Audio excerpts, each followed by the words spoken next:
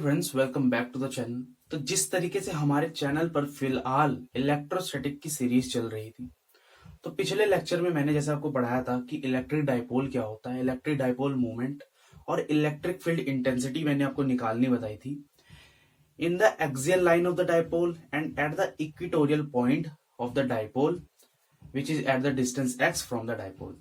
But एक derivation रह चुका था जो कि था कहीं भी हम एक पॉइंट ले लेंगे डाइपोल के ऊपर और उस पॉइंट पर हम इलेक्ट्रिक फील्ड इंटेंसिटी को फाइंड कर देंगे। तो वो क्या था? फॉर एग्जांपल ये एक डाइपोल हो जाए, इसके दोनों तरफ ये चार्जेस हैं। अब हम कहीं पर भी एक पॉइंट ले लेंगे, यहां पर ले लें, यहां पर ले लें, यहां पर ले लें, कहीं भी एक पॉइंट ले लेंगे, रैंडम पॉइंट, और उस पॉइंट पर हम इलेक्ट्रिक फील्ड इंटेंसिटी कैसे फाइंड करेंगे, आज के लेक्चर में हम ये करना सीखेंगे। इसका डेरिवेशन हमें सीखना है। एक चीज और बताना चाहूंगा, इस लेक्चर को देखने से पहले आप उस लेक्चर को जाकर जरूर देख लेना, बिकॉज वो एक्सियल लाइन वाला और इक्वेटोरियल पॉइंट वाला ये दोनों डेरिवेशन बहुत ज्यादा इंपॉर्टेंट है, क्योंकि इनका यूज भी होगा आज के डेरिवेशन में। वैसे तो मैं बताऊंगा ही आज के लेक्चर में भी, बट अगर आपको डिटेल में वो चीज पढ़नी है कि वो डेरिवेशंस के आंसर कैसे आए, तो आपको वो डेरिवेशन, वो लेक्चर देखना पड़ेगा। लेक्चर ये है, आपको दिख चुका है। और अगर आपको ये लेक्चर नहीं भी मिलता तो मैं डिस्क्रिप्शन और आपका पिन कमेंट पे उसका लिंक डाल दूंगा, वहां से आप देख लेना। एकदम ऊपर की तरफ ही टॉप पे मेरा ही कमेंट रहेगा, मैं उसको पिन कर दूंगा, तो वहां से भी आप देख सकते हैं। तो स्टार्ट करते हैं अपना लेक्चर। चलिए स्टार्ट करते हैं अपना थर्ड डेरिवेशन। ये है आपका सेकेंड पार्ट उसी लेक्चर का जहां पर हमने डाइपोल वाला लेक्चर लिया था। तो स्टार्ट करते हैं। तो ये हमारा डाइपोल है। आज हम कहीं पर भी एक रैंडम पॉइंट ले लेंगे और उस पॉइंट पर हमें इलेक्ट्रिक फील्ड इंटेंसिटी बतानी है डाइपोल की वजह से। देखो एक चीज क्या होती है, इलेक्ट्रिक फील्ड इंटेंसिटी क्या होती है? एक चार्ज दूसरे चार्ज पर कैसी फोर्स लगाएगा और जिस डायरेक्शन में फोर्स लगाता है उसी डायरेक्शन क्या होती है, इलेक्ट्रिक फील्ड इंटेंसिटी। कभी भी हम इलेक्ट्रिक फील्ड इंटेंसिटी को फाइंड करते हैं तो हम उस पॉइंट पर, जिस भी पॉइंट पर हमें फाइंड करनी होती है, फॉर एग्जांपल मुझे इस पॉइंट पर फाइंड करनी है, तो मैं यहाँ पर एक टेस्ट चार्ज रखता हूँ प्लस क्यू, और प्लस क्यू की वजह से इस पर किधर की तरफ फोर्स लगेगी, इधर की तरफ। तो यही आपकी डायरेक्शन हो गई इलेक्ट्रिक फील्ड इंटेंसिटी की। और माइनस क्यू के लिए इधर की तरफ, ये इसको अट्रैक्ट करेगा। और क्यू नोट पर हमेशा कैसे चार्ज होता है, पॉजिटिव। बट आज का मुद्दा हमारा ये नहीं है, थोड़ा मैंने कॉन्सेप्ट के लिए बता दिया। हम एक रैंडम पॉइंट लेंगे। फॉर एग्जाम्पल मैं एक पॉइंट ले लेता हूं ऐसा, ठीक है ना? तो ये एक्सियल लाइन पर है ना ये इक्वेटोरियल लाइन पर है, ये एक रैंडम पॉइंट है इस तरीके से यहां पर। तो हमें इस पॉइंट पर इलेक्ट्रिक फील्ड इंटेंसिटी बतानी है इलेक्ट्रिक डाइपोल की वजह से। तो फर्स्ट ऑफ ऑल मैं एक लाइन ड्रॉ करता हूं, ठीक है? इसके बीच में ये एंगल बन रहा है क्या, थीटा। अब देखो डाइपोल मूवमेंट किस तरफ होता है ये भी बता देता हूं। डाइपोल मूवमेंट हमेशा माइनस से पॉजिटिव की तरफ होता है, negative to positive. So dipole movement किधर हो गया, इधर की तरफ, इस डायरेक्शन में। इधर लिखो इसको थोड़ा सा, ठीक है? इस डायरेक्शन में हो गया। तो हमें इलेक्ट्रिक फील्ड इंटेंसिटी बतानी है इस पॉइंट पर। और ये डिस्टेंस कितना है, ये डिस्टेंस है x। अब मैं स्टेटमेंट पढ़ देता हूं। Here x is the distance from the centre of the dipole, ठीक है? And theta is the angle, ये जो थीटा बन रहा है, theta is the angle in anti clockwise direction. देखो क्लॉकवाइज कैसे होता है, ऐसे एक जो घड़ी होती है उसकी डायरेक्शन, वो उसकी जो सुइयां होती है वो इस तरीके से घूमती है, बट ये क्या है, ये उल्टी डायरेक्शन में घूम रही है, ठीक है? तो थीटा क्या है, theta is the angle in anti clockwise direction from the direction of dipole movement.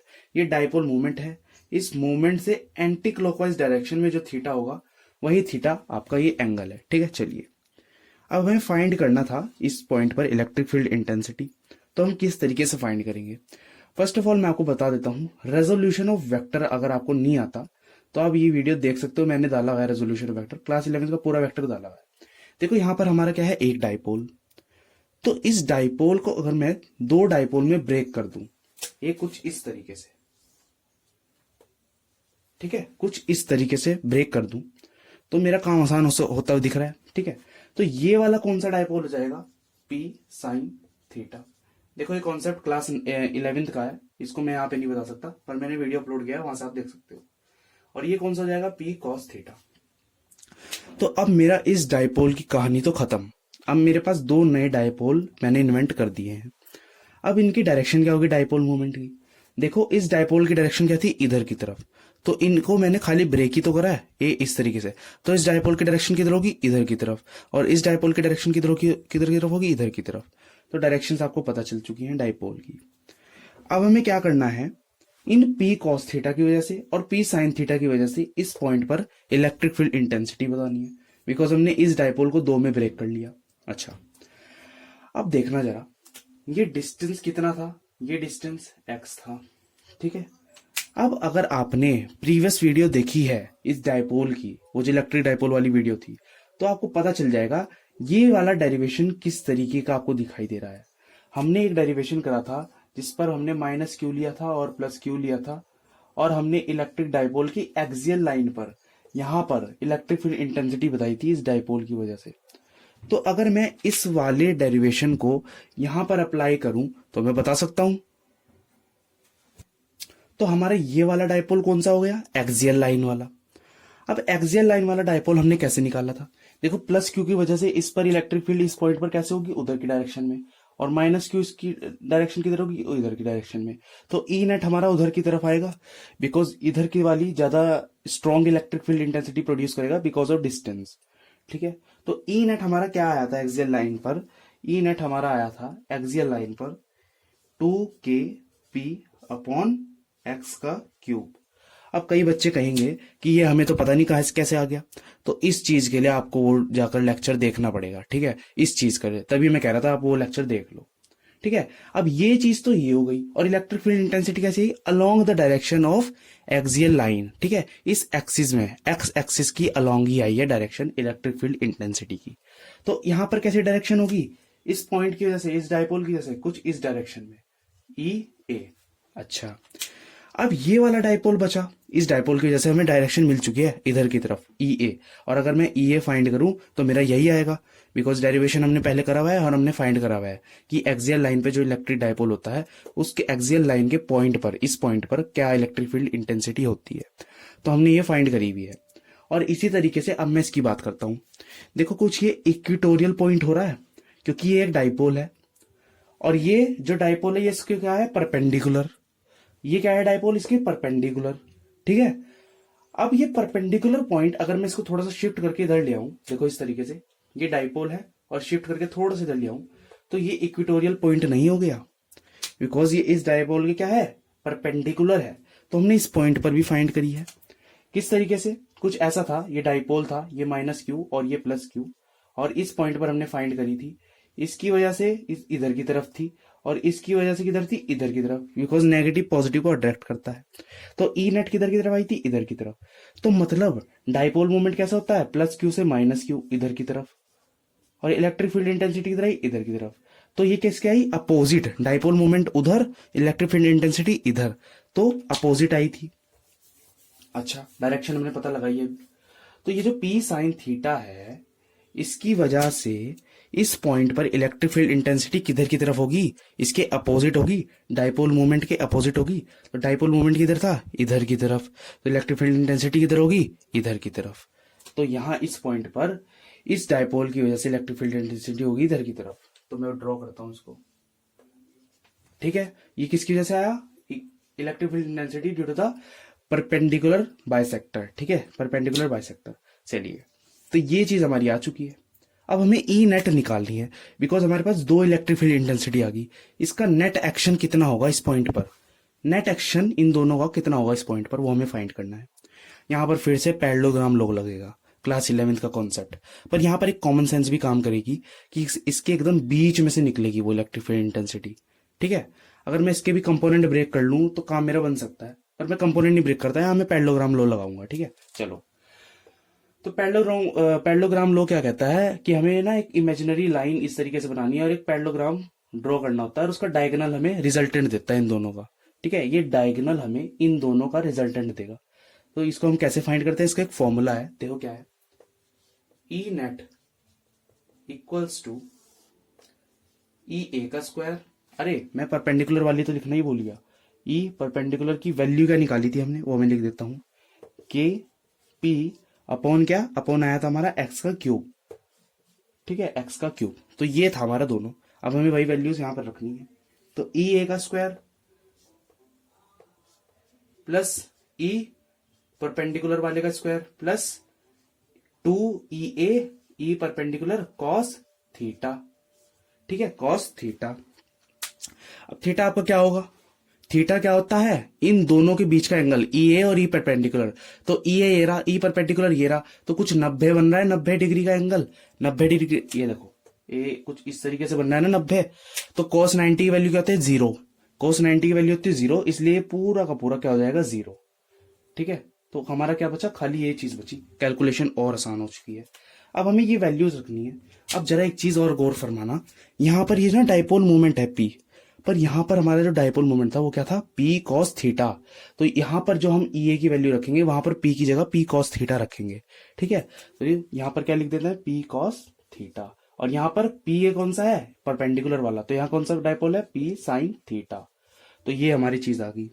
अब ये वैल्यूज आप पुट कर दो, क्या हो जाएगा, EA का वैल्यू क्या था, ये रहा, तो इसका स्क्वायर होगा, तो क्या होगा, 2kp cos theta upon x का क्यूब, इसका क्या, होल स्क्वायर। ई परपेंडिकुलर था ये वाला, kp sin theta upon x cube, इसका क्या, होल स्क्वायर। तो ये हमारे पास आ चुका है। अब हमें इसे आगे फर्दर सॉल्व करना है। देखो मैं क्या करता हूं, ये आ रहा है ना कैमरे में, हाँ आ रहा है। ये देखो, ये एक्स क्यूब दोनों के पास है और दोनों का स्क्वायर भी हो रहा है, तो मैं इसको क्या बाहर ले सकता हूँ, बाहर ले सकता हूँ। चलो मैं बाहर नहीं लेता, पहले इसको थोड़ा सा सॉल्व करता हूँ। ठीक है, देखो क्या हो जाएगा, 4k square p square cos square theta upon x की पावर 6। ठीक है, और ये क्या हो जाएगा, k square p square sine square theta upon x की पावर 6। अब मैं इसमें से कॉमन लेकर बाहर निकालूंगा। कैसे बाहर निकाल सकता हूं, देखो 4 तो नहीं निकल पाएगा। ठीक है, के स्क्वायर दोनों के पास है, पी स्क्वायर भी दोनों के पास है, तो जब ये स्क्वायर बाहर आएगा तो ये खाली के बचेगा और ये क्या बचेगा, पी। अब नीचे क्या है, एक्स की पावर 6, तो जब ये बाहर आएगा ये क्या हो जाएगा, एक्स का क्यूब। समझे ना, क्योंकि स्क्वायर रूट को काट देता है। ठीक है, तो हमारे पास क्या बचा अंदर, अब वो लिख देते हैं। ये हमारे पास बचा 4 कोस square theta plus sine square theta, तो हमारे पास इतनी वैल्यू आ चुकी है। अब ये क्या होता है, देखो 4 कोस स्क्वायर थीटा मतलब, अब यहां पर फिर से हमें ट्रिक खेलनी पड़ेगी। ये देखो, ये ट्रिक ना मैं यहां पर कर रहा हूं, ठीक है, यहां पर, तो वापस से मुझे उधर जाना पड़ेगा। देखो तो क्या है, केपी अपॉन एक्स का क्यूब इक्वल्स नहीं, रूट, सॉरी ये रूट आया। देखो साइन स्क्वायर थीटा, ये तो देखो, ये तो पहले 4 कोस स्क्वायर थीटा था ना, इसको मैं क्या लिख रहा हूं, एक तो लिख रहा हूं मैं 3 cos square theta plus cos square theta plus sine square theta, ये मैंने लिख दिया इसको ब्रेक करके। अगर मैं इसको प्लस कर दूं3 कॉस स्क्वायर को और कॉस स्क्वायर को, तो 4 कॉस स्क्वायर हो जाएगा इसके इक्वल, पर मैंने इसको ऐसे ब्रेक करा। अब ये कोस square theta plus sine square theta क्या हो जाएगा, 1, इसकी वैल्यू क्या होती है 1। ये क्लास 10th में आइडेंटिटी पढ़ाते हैं। तो आपका क्या आया, किसी भी एक रैंडम पॉइंट पे electric field intensity due to a dipole क्या आया आपका, ये K P X upon X cube 3 cos square theta plus 1। तो हमारा लेक्चर हो चुका है कंप्लीट। हमने तीनों डेरिवेशंस कर लिए हैं इलेक्ट्रिक डाइपोल के, इलेक्ट्रिक फील्ड इंटेंसिटी निकालने के, at the axial point, at the equatorial point and at the any point is the distance x from the centre of the dipole. ठीक है, which is at the distance x from the centre of the dipole. आज के lecture में हमने कर लिया। पिछले वाला लेक्चर जरूर देखना, अगर आपने ऐसे ही देख लिया इस लेक्चर को तो फायदा है, पर आपको अगर वही नहीं पता चलेगा कि एक्सियल लाइन पे हमने कैसे निकाली थी इक्वेटोरियल पे, तो मजा नहीं आएगा। नेक्स्ट लेक्चर हमारा आएगा कि टॉर्क के ऊपर आएगा थोड़ा, कि इलेक्ट्रिक डाइपोल को अगर हम इलेक्ट्रिक फील्ड में रख दें, यूनिफॉर्म इलेक्ट्रिक फील्ड या फिर आपका नॉन यूनिफॉर्म इलेक्ट्रिक फील्ड में, तो उस टॉर्क पर क्या असर होगा। ठीक है, क्योंकि टॉर्क पर 2 चार्ज होते हैं और अगर हम उसे इलेक्ट्रिक फील्ड में रख देंगे तो वो उस पर कुछ एक्शन दिखाएगा। ठीक है, तो कुछ रोटेट करेगा क्या टॉर्क। तो चलिए इसको सस्पेंस रखो, अगर नेक्स्ट लेक्चर में हम देखेंगे। Thank you so much for seeing this video. इसको शेयर जरूर करना अपने दोस्तों के साथ, और अगर समझ नहीं आया तो इसको एक बार रिपीट जरूर कर लेगा। Thank you so much.